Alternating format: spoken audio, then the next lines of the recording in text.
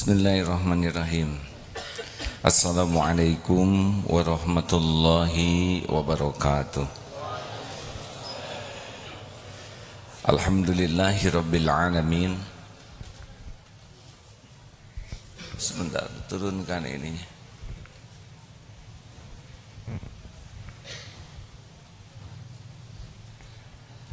Alhamdulillahi rabbil alamin. Tolong diturunkan ini.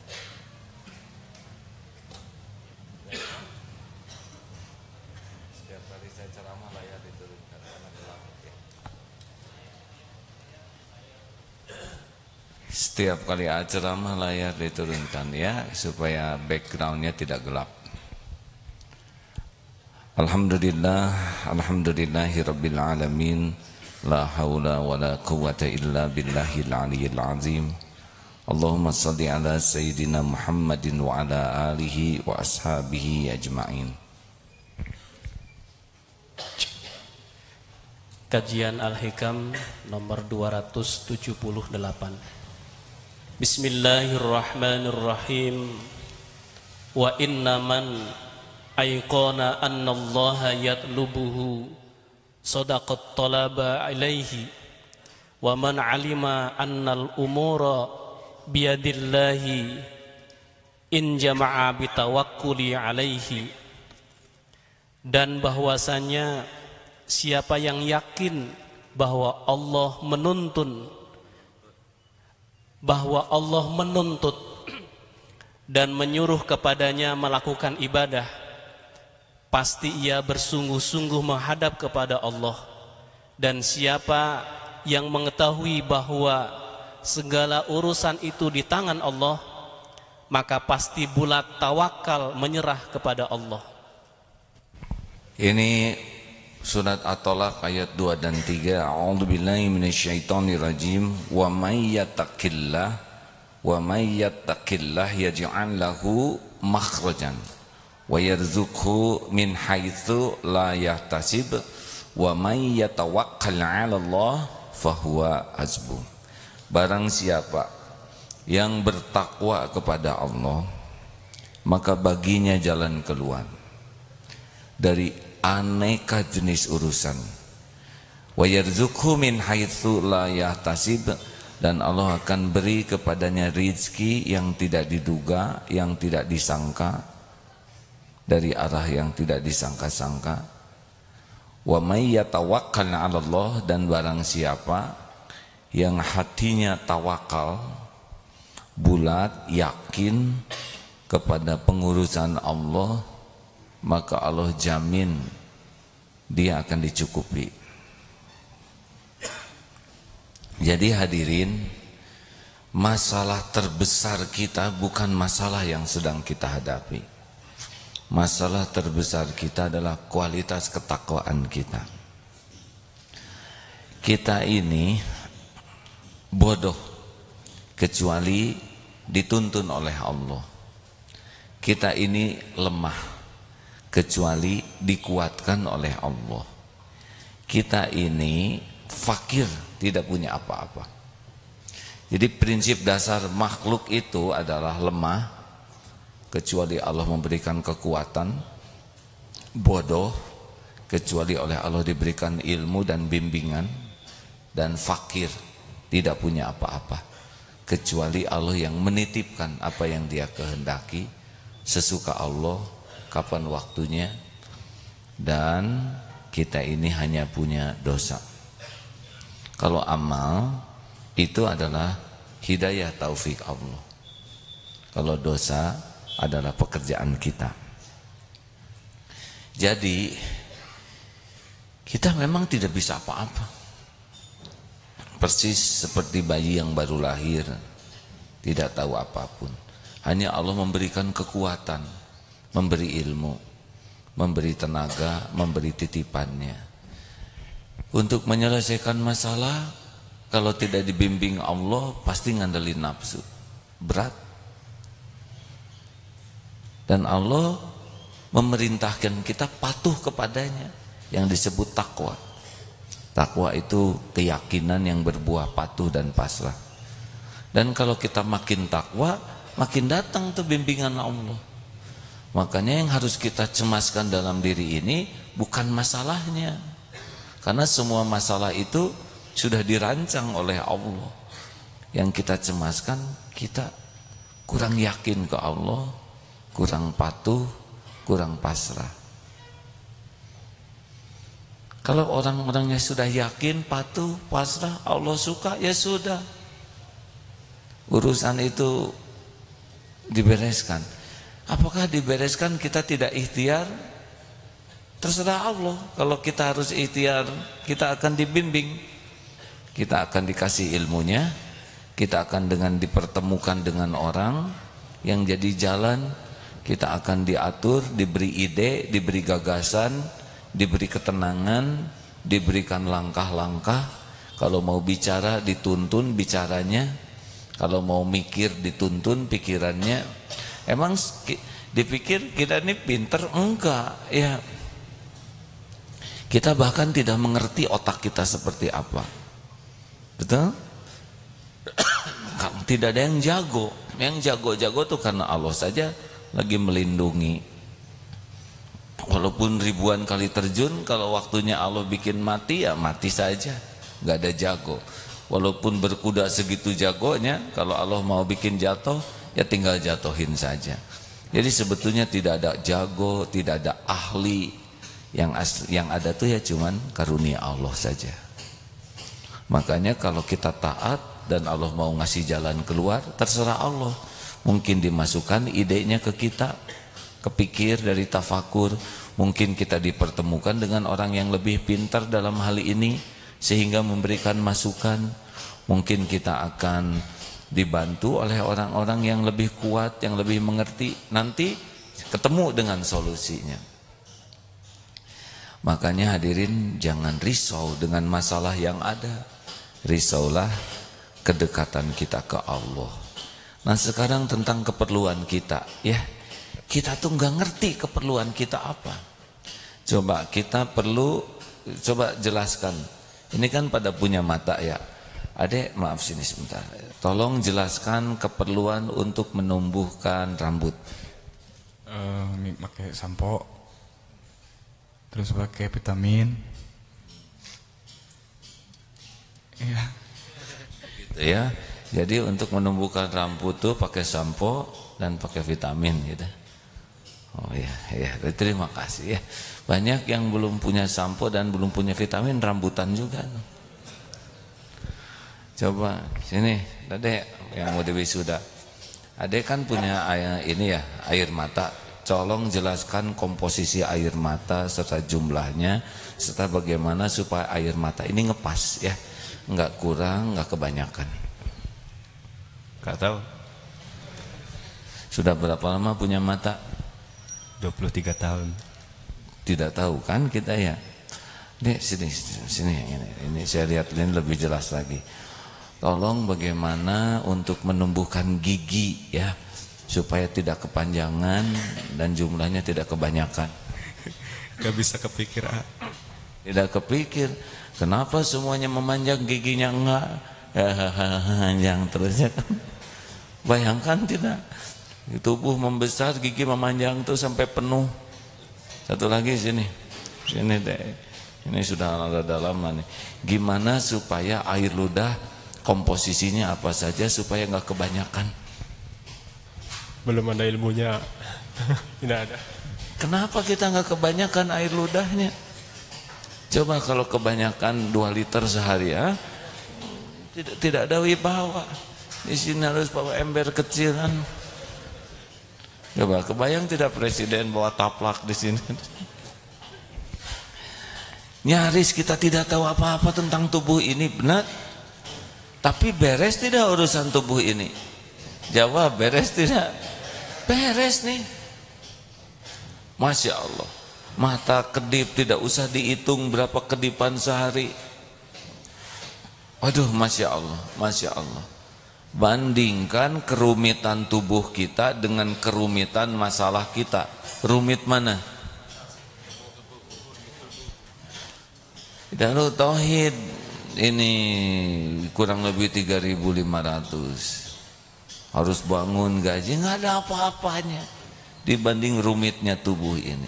Maka saya tidak cemas dengan persoalan yang ada di Darut Tauhid ini, tentang biaya, tentang gaji, biaya pembangunan, sistem, nggak ada.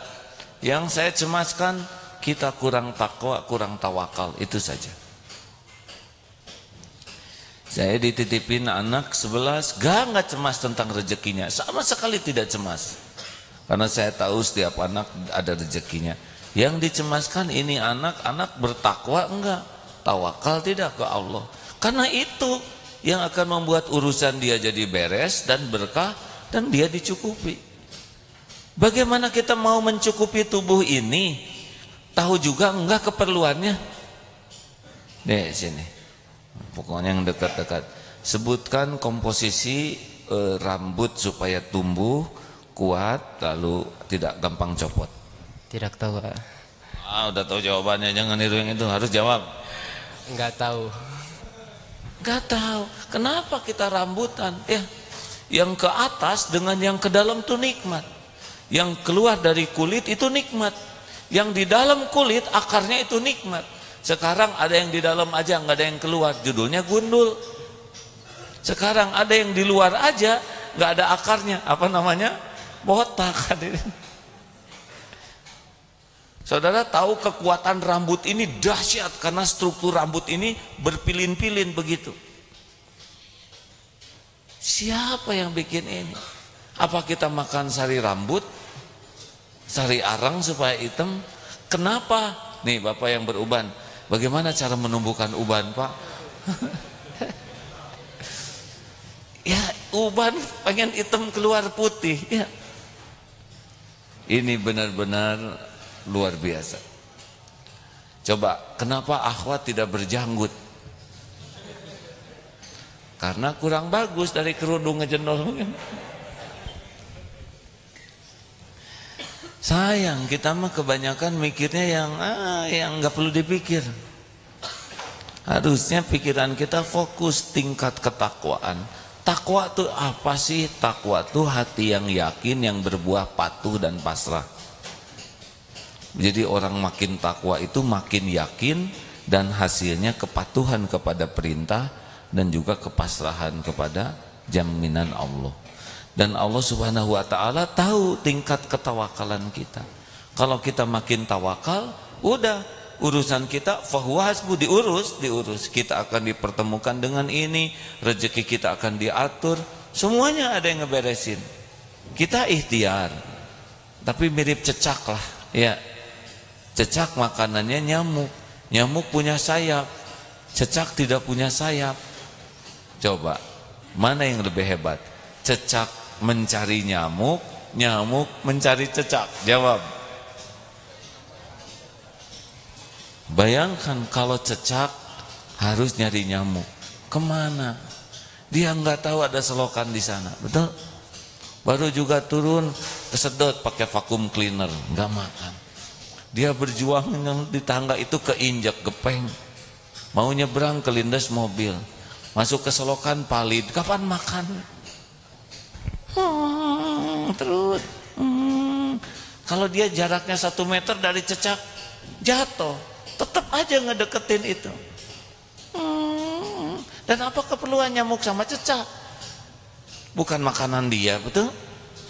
Nyamuk kan, cecak kan gak ada darah yang buat disedot nyamuk. Tapi kenapa dia ngedeketin cecak sampai ada dalam jangkauan lidahnya? Karena rezekinya harus ngedeketin. Jelas hadirin, ikan paus itu 4 ton makanannya sehari. Coba kalau bibirnya kecil seperti apa tuh, ikan duyung, bisa kram ini ya. Untuk makan 4 ton ngunyahnya bisa kaku. Tapi dibuat ikan paus itu mulutnya tuh seperti gayung sirip yang besar. Ada bolong-bolongnya di sini. Dan si makanannya itu dibuat ngumpul. Coba kalau ikan paus makanannya satu-satu bisa kram mulut. Ya. Dibuat ngumpul makanannya. Kenapa makanannya ngumpul? Karena makanan ikan paus punya makanan plankton. Nah, plankton itu makanannya dari EO, BAB dan BA pipisnya ikan paus. Jadi muter. Ikan paus mengeluarkan itunya, outputnya itu dimakan oleh ikan-ikan kecil yang makan plankton. Udah ngumpul dimakan lagi. Jadi sebetulnya ikan paus makan ikan kecil. Jadi kalau lihat-lihat yang gini tuh ya jangan hanya lihat tapi tafakuri bagaimana kebesaran Allah. Jerapah coba. Jerapah tuh kepalanya di atas, hadirin.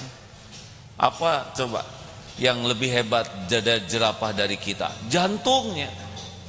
Karena jantung jerapah tuh berlipat-lipat kekuatannya dibanding jantung kita. Jantung kita di sini ngangkat paling segini nih. Darah kan harus ditekan naik ke atas. Coba saudara niup selang. Kalau deket, gimana kalau selangnya di atas? Yang gede apa? Ini ya kan. Air nggak naik, ini yang melebar. Jadi otot jantungnya jerapah harus mompa ke kepala ke atas. Sebab kalau nggak dipompa, nggak ada getihnya itu di atas. Jerapah super blow on karena otaknya nggak ada darahnya. Siapa yang bisa melakukan itu kan? Ini hadirin yang paling penting dalam hidup tuh bukan masalah cari uang. Itu mah cemen ya. Gimana menemukan Allah Subhanahu wa taala dalam segala hal. Sehingga berbuah kita tuh tahu kita ini ciptaan Allah, segalanya ciptaan Allah, segalanya milik Allah, dan kita tinggal patuh saja kepada Allah. Kita ngaco saja diurus oleh Allah, benar? Di rahim ibu, apa sih kita ini? Hanya makhluk kecil di tempat tersembunyi, beres tidak rezeki kita? Tolong jawab hadirin, jangan bikin saya jengkel ya. Waktu kita janin di rahim ibu, rezeki ada? Cukup? Beres tidak keperluan kita? 9 bulan ada di sana tanpa mikir, tanpa ikhtiar, ketemu tidak? Beres. Syariatnya ibu, jengkol, dorok-dok, beteuy, perkedel, cireng. Gak mungkin jadi bayi dari input kayak gitu ya. Coba cireng diemplek-emplek, mustahil. Jengkol coba. Gimana kalau dia utuh dan nempel tersisa di sini? Diramu, masuk ke plasenta, yang ke kita cocok dengan keperluan janin. Nggak kelebihan tuh, Masya Allah. Dan ibu nggak tahu lagi janinnya seperti apa. Yang ibu tahu mah karedok leunca. Dari segi nama aja makanan itu mengkhawatirkan. Apalagi lagi ngidam tuh pedas. Coba kalau nggak disortir dan nyampe ke kita cabenya, matang tuh janin, benar? Beres, terstruktur, terbangun kita nih. Nih ngebangun masjid ini udah ada insinyur, ada teknik sipil, ada ahli kelistrikan, ada tukang tembok, tukang ngecat, ada semacam-macam. Lah janin tukang apa di dalam? Tapi terbangunnya terstruktur tuh detik demi detik. Mana dulu yang harus jadi? Coba kalau yang jadi kaki dulu ya. Terus baru hidung, baru jantung di atas jempol. Kayak apa bentuknya? Gimana menumbuhkan rambut di janin? Apa ibu makan sari ijuk gitu? Ngemut ijuk supaya rambutan? Beres. Dah bapak mah apalagi nggak tahu apa-apa ya. Brol ke dunia. Siapa yang ngajarin? Nangis, ha? Air susu langsung ada di ibu. Ibunya tidak mengeluarkan air susu, sapi mengeluarkan. Coba itu, mana yang ngedeketin? Bayi ngedeketin sapi, sapi ngedeketin bayi. Pak, jawab. Hah? Bapak udah tahu jawabannya, kenapa ngomong? Harusnya pura-pura nggak tahu. Harus ngebahagiain saya, Pak. Susu sapi, tapi kenapa Bapak tidak mirip sapi? Harusnya kan anak-anak yang dibesarkan dengan susu sapi itu misalnya ada ekor lah dikit ya, kenang-kenangan, atau tangisannya agak seperti induknya. Modifikasi enggak tuh. Jadi sekarang mengerti ya Pak, kenapa manusia tidak boleh menikah dengan sapi? Kenapa coba? Karena saudara sepersusuan? Bukan, karena beda jenis.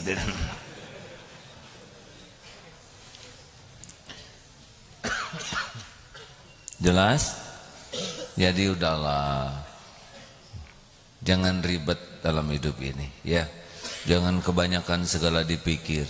Pikirnya bagaimana saya bisa patuh ke Allah dengan sepenuh hati, yakin dengan janji jaminan Allah. Nanti itulah yang akan menjadi jalan beres urusan kita. Dah bukti beres lah. Bapak sudah berapa lama di dunia Pak? Maaf Pak, 55 tahun lah. Bareng dong kita, jangan kembar Pak. Kenapa beda ya? Bapak ini 6 berapa? 61, kacek beberapa bulan. Bulan apa Pak? September, saya Januari 62. Udah lama lah kita. Pernah nggak Pak Allah nggak ngasih makan barang 2 hari gitu? Makan terus ya Pak? Atau Allah lupa ngasih minum lah gitu ya? Sehari? Enggak. Atau Allah nggak lupa ngasih napas ke Bapak bangsa sejam gitu? Beres. Padahal itu mutlak loh Pak. Atau jantung Bapak misalkan dicepetin oleh Allah gitu kan? Nggak ada tuh. Tetap jantungnya ngepas ya, tanpa kita tahu ngatur ritme jantung.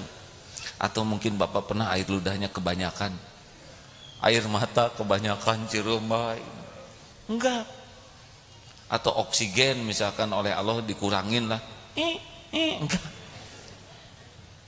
Tanpa kita pikir beres urusan kita, benar? Padahal ini rumit sekali. Bandingkan dengan masalah keluarga, masalah anak, masalah kantor, nggak ada apa-apanya. Kalau yang sangat rumit saja beres, masa sih urusan-urusan yang sederhana nggak diberesin Allah, betul? Makanya masalah terbesar kita itu adalah ketakwaan ke Allah Subhanahu wa Ta'ala.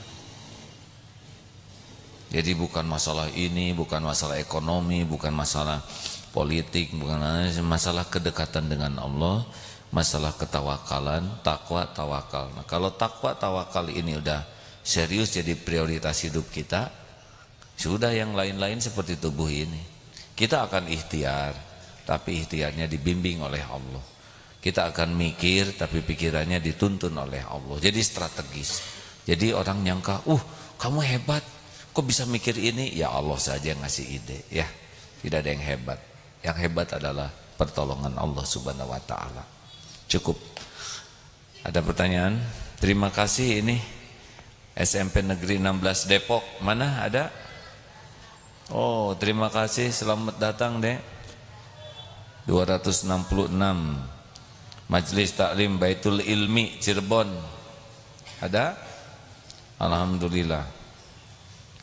Sekarang tamu ngejarnya malam Jumat di sini ya. Karena tahu saya matuh di sini tiap malam Jumat, Kamis, malam Jumat. Silakan, ada pertanyaan Pak?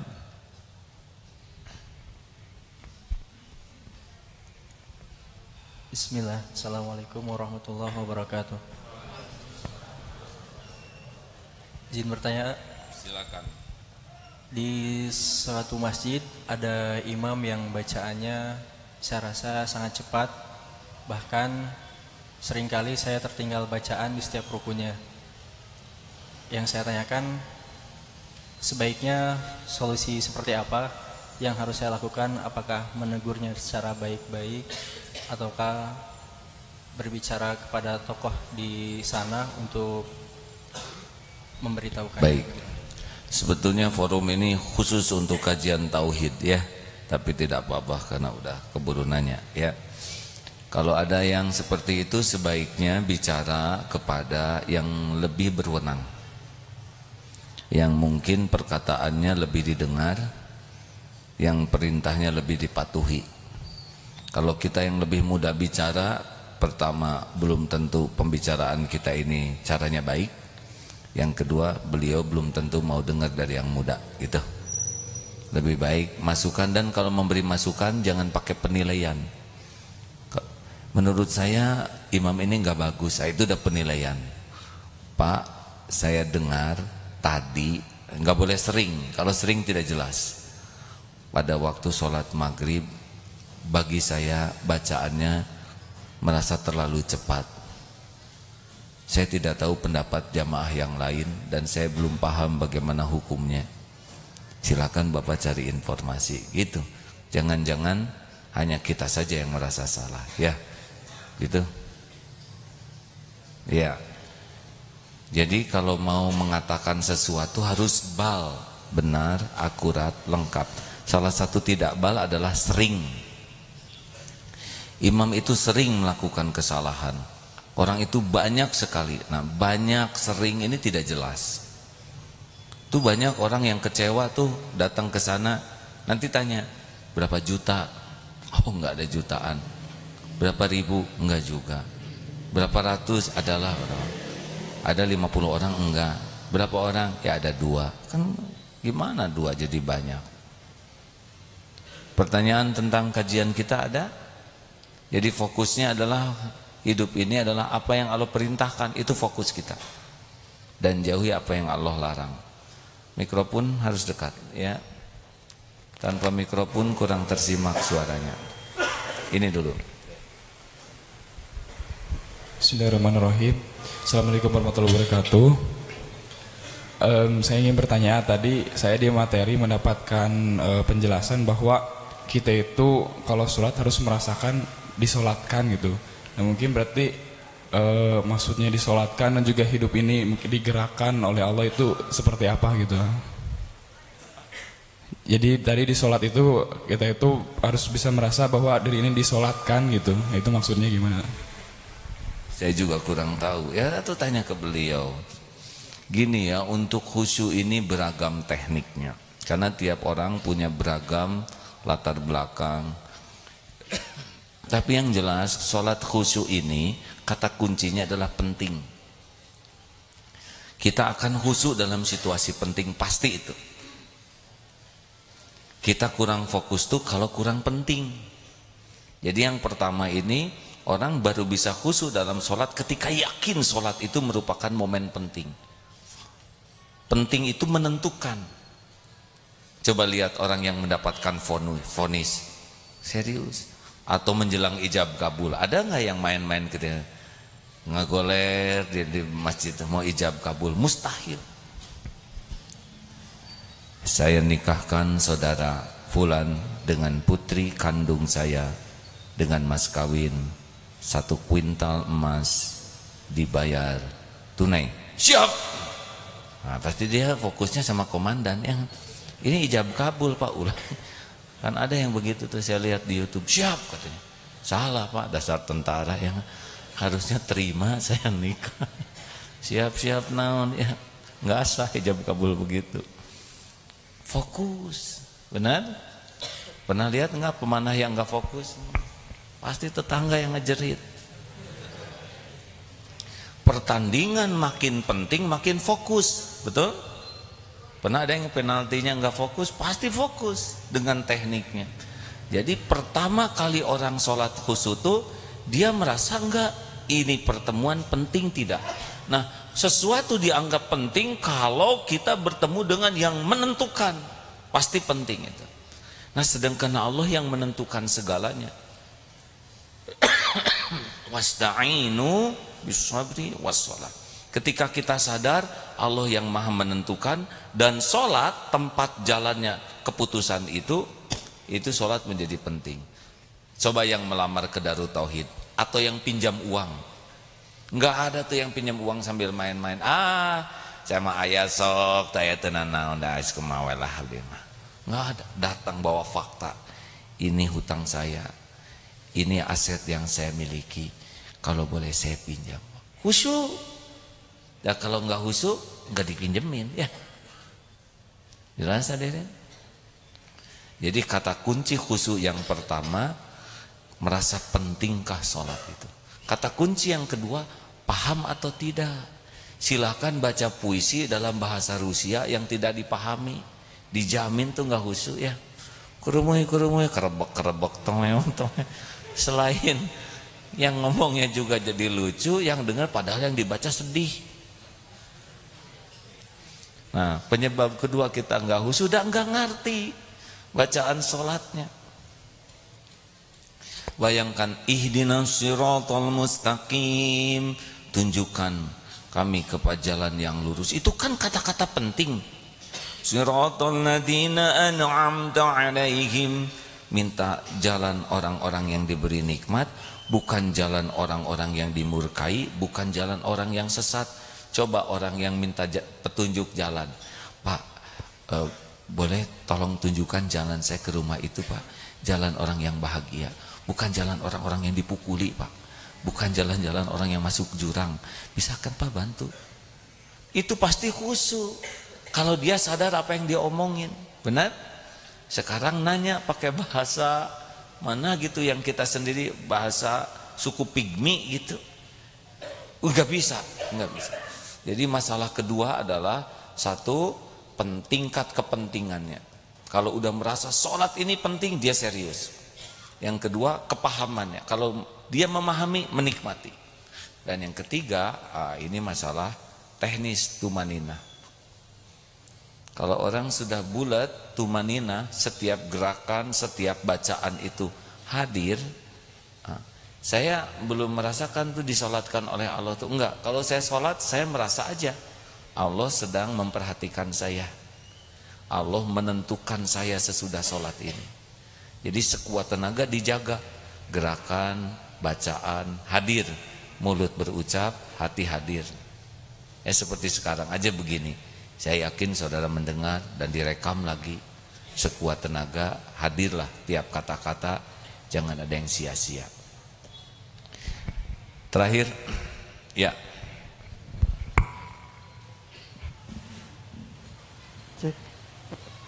Bismillahirrahmanirrahim. Assalamualaikum warahmatullahi wabarakatuh. Mau tanya tentang apa namanya? Kan kita itu harus bertauhid kepada Allah begitu ya.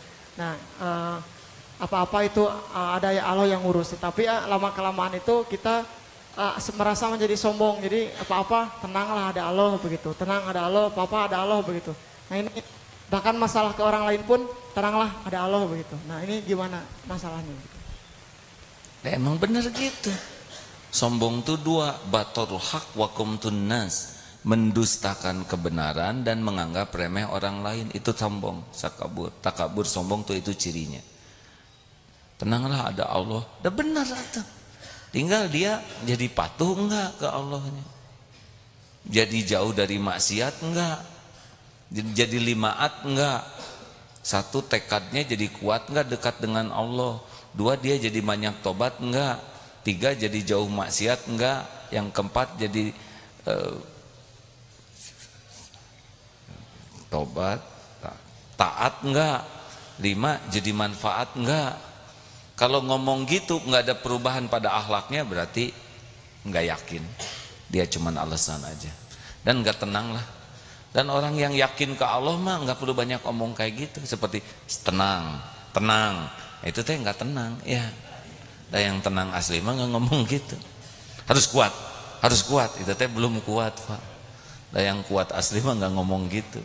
Enggak ada riwayat tuh Rasulullah sabar, Aisyah sabar, enggak ada. Jadi seperti apa efek dari omongan tadi ya? Bonus. Itu akhwat tolong tuh sudah ngacung. Tolong diberikan, mana mikrofonnya? Ya, ini boleh acungkan tangan. Penanya barusan di sini. Ya, oke silakan. Yang mana saja yang datang? Bismillahirrahmanirrahim. Assalamualaikum warahmatullahi wabarakatuh. Rabbi shrah li sadri wa yassir li amri wahlul 'uqdatam min lisani yafqahu qawli. Ini mah mau curhat, boleh? Tidak. Ya. Ini forum bertanya, waktunya singkat, kaitannya tentang tauhid. Kalau curhat mungkin beda forum, ya. Ini seputar ya sedih juga di medsos orang saling menghujat tentang kasus Ahok ini ya. Yang saya pahami kan jabatan Ahok itu sampai bulan September ya. Tidak tahu, ya, itu mah ibu ya sebagai anggota iya, dewan. Saya mengingat ayat Al-Insyirah gitu. Ayat ke-7, A'udzubillahi minasyaitonirrajim, fa idza faragta fansab, bahwa apabila kau telah selesai urusan satu, maka tetaplah bertekad ke urusan yang lain. Terus saya teringat tentang cerita seorang musafir yang berkelana hingga singgah di suatu tempat. Beliau nginap di suatu tempat. Di tempat tersebut beliau membacakan ayat kursi. Lalu ada suara yang mengikutinya. Pas di wala yauduhu hibduhuma. Nah, yang mengikuti ini berhenti. Pas di pagi-paginya di pojok ada yang terbakar. Walau alam itu jin atau apa. Nah, khawatir saya untuk Pak Ahok ini, karena kan sedih juga Pak ya ayah saling menghujat satu sama lain. Itu saja yang saya sampaikan. Terima kasih. Wassalamualaikum warahmatullahi wabarakatuh. Waalaikumsalam warahmatullahi wabarakatuh. Karena ini curhat, bukan pertanyaan, maka tidak pantas saya menjawab. Ya, ditanya menjawab pertanyaan curhat, terus gimana? Curahan hati yang mendengarkan, ya. Sudah saya dengar Bu dengan seksama, ya. Terus gimana lagi, ya? Benar kan? Ada pertanyaannya enggak barusan? Tidak ada. Saya terima Bu curhatnya. Persis kayak ijab kabul, ya. Saya curhat kepadamu, saya terima curhatnya. Begitu Bu? Ya, alhamdulillah. Bonus, silakan Pak.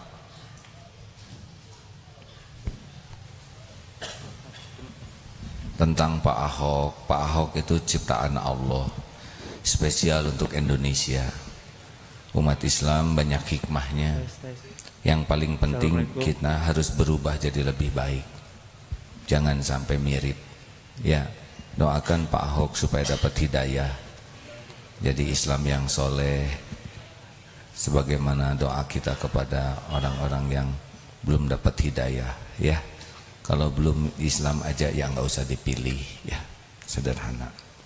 Tapi siapa yang nanti jadi gubernur Jakarta, pasti itu keputusannya di tangan Allah Subhanahu Wa Taala. Ya, silakan. Assalamualaikum warahmatullahi wabarakatuh. Terima kasih. Sebelumnya saya ingin menanyakan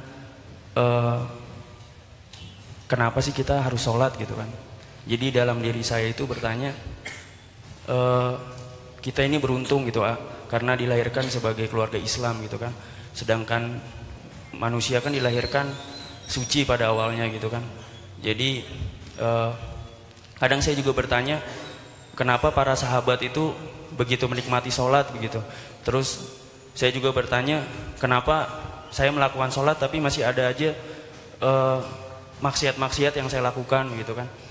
Saya bertanya ke teman saya yang saya anggap berilmu, kenapa sih tujuan sholat kita tuh apa begitu kan. Apakah kita hanya sebagai menuntaskan kewajiban kita gitu. Apakah hanya kita sebagai mencari, katanya dia menjawab mencari ketenangan. Enggak, kita sholat itu pertama takbir.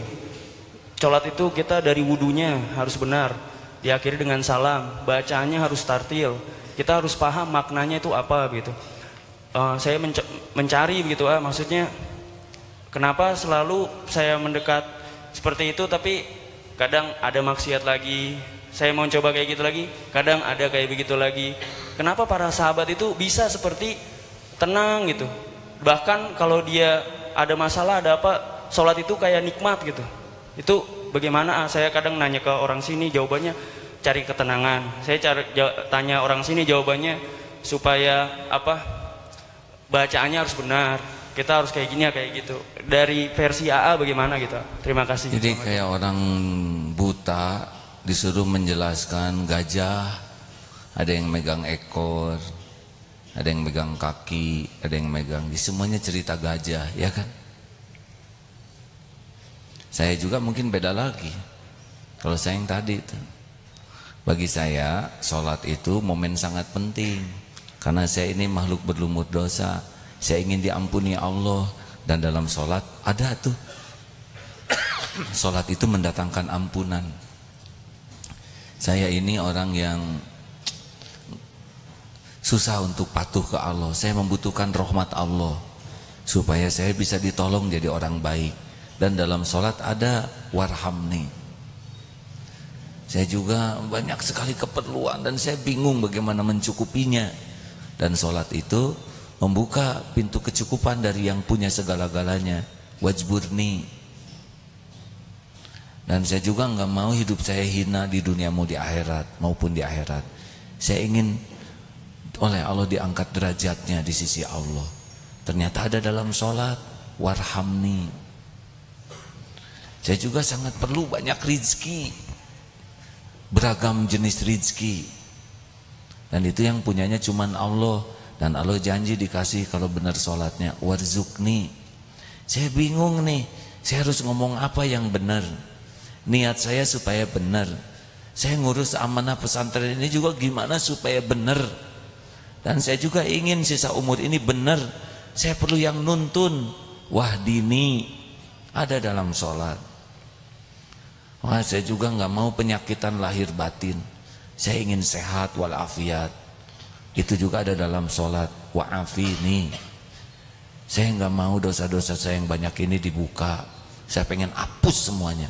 Di dunia hapus, di akhirat hapus. Wa'fu anni. Kita memerlukan sholat, benar? Siapa yang tidak memerlukannya itu tadi? Hanya orang sombong, benar? Sudah hadirin. Mudah-mudahan ada manfaatnya. Allahumma salli ala Sayyidina Muhammad wa ala alihi wa ashabihi ajma'in. Alhamdulillahi Rabbil Alamin. Ya Allah, ya Hayyu, ya Qayyum, ya Arhamar Rahimin, irhamna ya Allah. Duha yang maha menatap, berkahi majlis ini. Catatkan pertemuan ini benar-benar pertemuan yang Engkau ridhoi. Pertemuan penuh ampunanmu ya Allah. Ampuni sebusuk dan sebanyak apapun dosa yang kami lakukan. Hapuskan ya Rabb aib-aib yang selama ini kami tutupi, sembunyikan. Ya Allah, berikan kekuatan kami menghindari maksiat. Berikan kekuatan kami menjauhi dosa. Allahumma inna nas'aluka imanan kamilan wa yaqinan sadiqan wa qalban khashian wa lisanan zakiran wa amalan salihan maqbulan. Allahumma inna nas'aluka taubatan nasuha wa taubatan qoblal maut wa rahmatan indal maut wa magfiratan ba'dal maut. Allahumma hawin alaina fi sakaratil maut. Allahumma inna nas'aluka husnal khatimah wa na'udzubika min su'il khatimah. Allahumma inna nas'aluka ridhaka wal jannah wa na'udzubika min sakhatika wan nar. Allahumma ighfir lana wa li walidina warhamhum kama rabbawna shighara. Rabbana Allahumma ighfir lil mu'minina wal mu'minat wal muslimina wal muslimat al ahya'i minhum wal amwat. Rabbana atina min ladunka rahmah wa hayyi lana min amrina rasyada. Berkahi majlis ini ya Allah. Catatkan siapapun yang hadir ahlul taqwa, ahlul tawakal, ahlul istiqamah, ahlul jannah. Amin ya rabbal alamin. Rabbana atina fid dunya hasanah wa fil akhirati hasanatan wa qina adzabannar. Subhana rabbika rabbil izzati amma yasifun. Wassalamun alal mursalin walhamdulillahi rabbil alamin. Terima kasih. Subhanakallahumma wa bihamdik asyhadu an la ilaha illa anta astaghfiruka wa atubu ilaik. Assalamualaikum warahmatullahi wabarakatuh.